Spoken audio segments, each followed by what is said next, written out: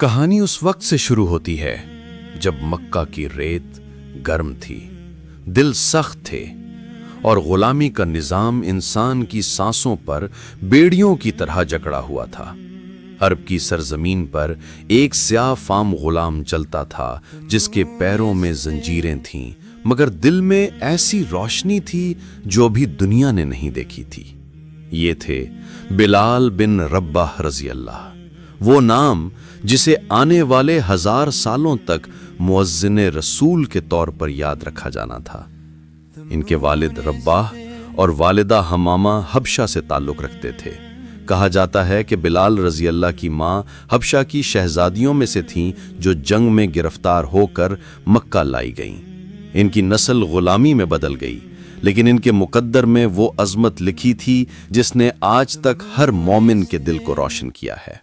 بلال رضی اللہ کی جوانی مکہ کے ایک قبیلے بنو جمح میں گزری۔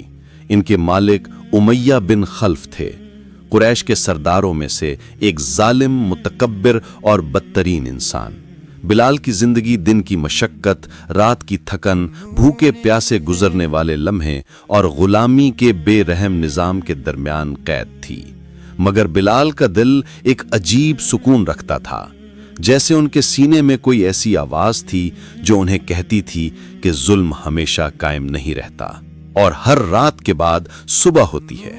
پھر وہ دن آیا جس دن مکہ کی فضاؤں میں پہلی بار توحید کی آواز گونجی۔ محمد مصطفیٰ صلی اللہ علیہ وسلم نے اعلان کیا کہ زمین و آسمان کا صرف ایک خدا ہے اور انسان انسان کا غلام نہیں ہو سکتا۔ بلال کے دل نے پہلی بار آزادی کا ذائقہ محسوس کیا۔ وہ رسول اللہ صلی اللہ علیہ وسلم سے چھپ کر ملے اور جیسے ہی آنکھیں حضور صلی اللہ علیہ وسلم کے چہرے پر پڑیں، بلال کا دل پگھل گیا۔ ان کے لبوں سے وہ کلمات نکلے جنہوں نے تاریخ بدل دی۔ اشہد ان لا الہ الا اللہ و اشہد ان محمدن رسول اللہ۔ آنکھوں میں آنسو تھے، دل میں ایمان اور روح میں ایک نئی دنیا۔ لیکن ایمان کا اعلان کسی روشن باغ کا راستہ نہیں تھا، بلکہ مکہ کی سب سے سخت آزمائشوں کا آغاز تھا۔ امیہ بن خلف کو پتہ چلا کہ اس کا غلام مسلمان ہو گیا ہے تو اس کا چہرہ طیش سے جل اٹھا۔ بلال کو کھلے میدان میں لے جایا گیا۔ ریت انگاروں کی طرح دہک رہی تھی، ان کے کپڑے اتار دیے گئے، پیٹھ کو کوڑوں سے زخمی کیا گیا اور سینے پر پہاڑ جتنا بھاری پتھر رکھ دیا گیا۔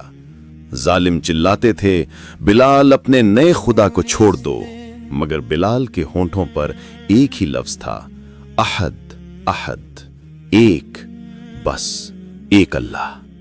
وہ پتھر صرف جسم پر نہیں تھا، وہ ایمان کی قوت پر امتحان تھا، لیکن بلال کا ایمان پہاڑ سے بھی زیادہ مضبوط نکلا۔ لوگ کہتے ہیں کہ بلال کی آواز اس وقت بھی کانپنے کی بجائے اور مضبوط ہو جاتی تھی، جیسے کوئی آسمانی طاقت ان کے دل میں اتر رہی ہے۔ امیہ بن خلف نے انہیں کبھی رسی سے باندھ کر مکہ کی گلیوں میں گھسیٹا، کبھی 2 نوجوان لڑکوں کے حوالے کیا کہ وہ تپتی ریت پر گھسیٹتے رہیں، مگر ہر درد کے بعد بلال کی آواز اور اونچی ہوتی گئی، احد احد۔ یہ وہ وقت تھا جب ابو بکر صدیق رضی اللہ نے انہیں دیکھا۔ ان کی آنکھیں بھر آئیں، وہ امیہ کے پاس گئے اور کہا، اس غلام کو مجھے بیچ دو۔ امیہ نے طنز کیا، اے ابو بکر، اسے لے ہی لو، اس میں تمہیں کیا فائدہ، یہ تو کمزور ہے۔ ابو بکر مسکرائے اور کہا، اے امیہ، تم نے مجھے کم قیمت پر بیچا، کاش تم اس سے بھی کم مانگتے، میں اس پر بھی دے دیتا۔ اور یوں بلال رضی اللہ آزاد ہو گئے۔ وہ مکہ کی غلامی سے نکل کر اسلام کے آزاد بندے بن گئے۔ اسلام کی ابتدا میں بھی بلال رضی اللہ نبی کریم صلی اللہ علیہ وسلم کے سب سے قریب رہے۔ ہجرت کے بعد مدینہ آئے تو رسول اللہ صلی اللہ علیہ وسلم نے اعلان فرمایا، بلال تم ہمارے مؤذن ہو۔ یہ وہ لمحہ تھا جس نے تاریخ کا رخ بدل دیا۔ وہی بلال جنہیں مکہ میں آواز نکالنے پر بھی مارا جاتا تھا، اب اللہ کے گھر کی پکار ان کے سپرد کی گئی۔ انہوں نے مسجد نبوی کی چھت پر کھڑے ہو کر پہلی اذان دی۔ اللہ اکبر کی صدا جب مدینہ کی فضاؤں میں گونجی تو صحابہ نے دیکھا کہ فرشتے بھی جیسے اس آواز کے احترام میں جھک رہے ہیں۔ نبی کریم صلی اللہ علیہ وسلم نے فرمایا، بلال کی اذان وہ ہے جس سے شیطان زمین کے آخری کونے تک بھاگتا ہے۔ بلال رضی اللہ غزوات میں بھی حضور صلی اللہ علیہ وسلم کے ساتھ رہے۔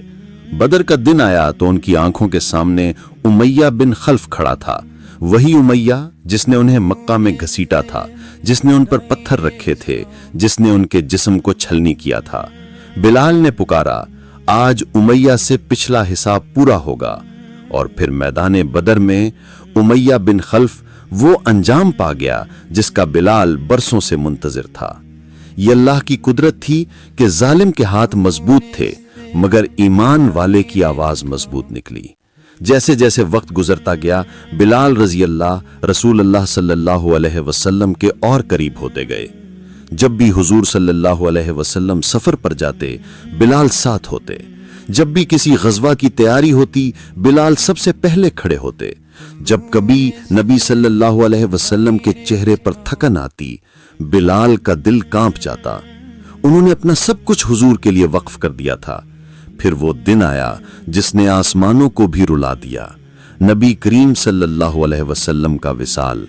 مدینہ کی گلیوں میں سناٹا چھا گیا، صحابہ ٹوٹ گئے، اور بلال وہ تو جیسے اندر سے ختم ہو گئے تھے۔ جب انہوں نے اشہد ان محمدن رسول اللہ کہنا چاہا، ان کی آواز رو پڑی، گلا رند گیا، لفظ نکل نہ سکے۔ بلال نے اذان دینے سے انکار کر دیا۔ یا رسول اللہ کے بعد بلال کی اذان کون سنے گا؟ مدینہ مجھے حضور کے بغیر اچھا نہیں لگتا۔ وہ مدینہ چھوڑ کر شام چلے گئے۔ لوگ کہتے ہیں کہ بلال راتوں کو حضور صلی اللہ علیہ وسلم کو خواب میں دیکھتے اور روتے رہتے تھے۔ ایک رات خواب میں حضور صلی اللہ علیہ وسلم نے فرمایا، بلال کب ملاقات ہوگی؟ بس یہی جملہ تھا کہ بلال اگلی صبح فوراً مدینہ روانہ ہوئے۔ جب وہ مدینہ پہنچے تو پورا شہر ان کے استقبال کو نکل آیا۔ لوگ کہتے تھے کہ بلال کی واپسی کے دن مدینہ پھر سے روشن ہو گیا تھا۔ اسی رات بلال نے آذان دی۔ جب انہوں نے اشہد ان محمدن رسول اللہ کہا تو مدینہ میں ایسا رونا پڑا جیسے شہر کا شہر ٹوٹ گیا ہو۔ لوگ بھاگ بھاگ کر مسجد کی طرف جا رہے تھے، جیسے انہیں یقین ہو کہ حضور پھر سے واپس آ گئے ہیں۔ کچھ وقت کے بعد بلال شام واپس چلے گئے، اور پھر ان کی آخری زندگی جہاد، عبادت، اللہ کے ذکر اور حضور صلی اللہ علیہ وسلم کی محبت میں گزری۔ ان کے لبوں پر آخری وقت بھی ایک ہی جملہ تھا، غدن القی الاحبۃ محمدن وصحبہ، کل میں اپنے محبوب محمد صلی اللہ علیہ وسلم اور ان کے ساتھیوں سے ملاقات کروں گا۔ حضرت بلال رضی اللہ کا مقام وہ ہے جو نہ رنگ سے ناپا جا سکتا ہے، نہ نسل سے، نہ دولت سے۔ انہیں عزت اس لیے ملی کہ ان کے دل میں اللہ اور اس کے رسول صلی اللہ علیہ وسلم کی محبت تھی۔